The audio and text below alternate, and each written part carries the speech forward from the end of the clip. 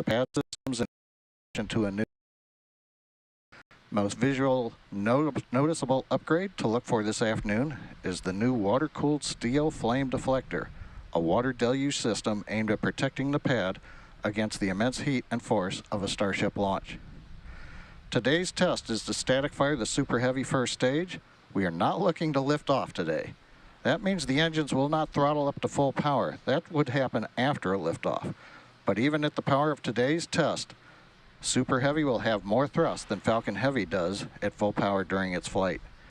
Now, from start of ignition of the first bank of engines through shutdown of the last engines, today's test will run just under 5 seconds. Prop load started at T-minus 67 minutes. Now, while we're fully loading LOX today, we're only doing a partial load of the methane fuel, just enough to support the short test. You may notice frost over most of the LOX tank, but just a portion of the methane fuel tank. T-minus 40 seconds. We've heard the announcement for Flight Director. We're past the 40-second hold point if needed. T-minus 30 seconds. 30 seconds. Let's listen in to the last half minute of the countdown of today's static fire. T-minus 20 seconds.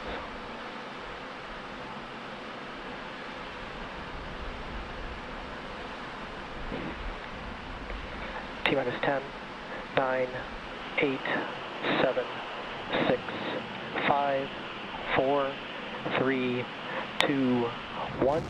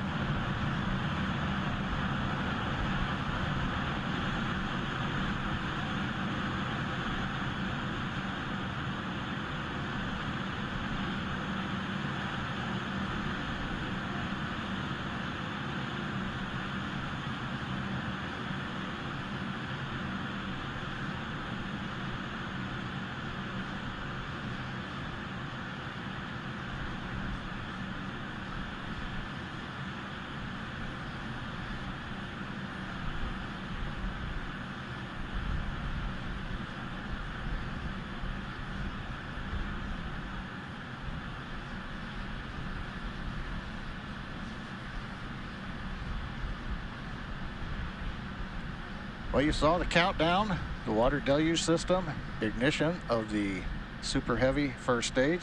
Right now, we're waiting to hear over countdown net. We reached a test duration of 2.74 seconds with 4 engines shutting down prematurely.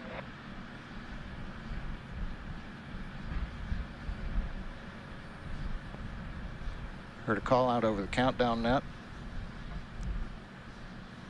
Appears we're still waiting to find out the duration of the test. We did hear the call out that we had 4 engines shut down during the test. But we're going to continue to monitor for another minute here in case Flight Director has any information over the booster countdown net.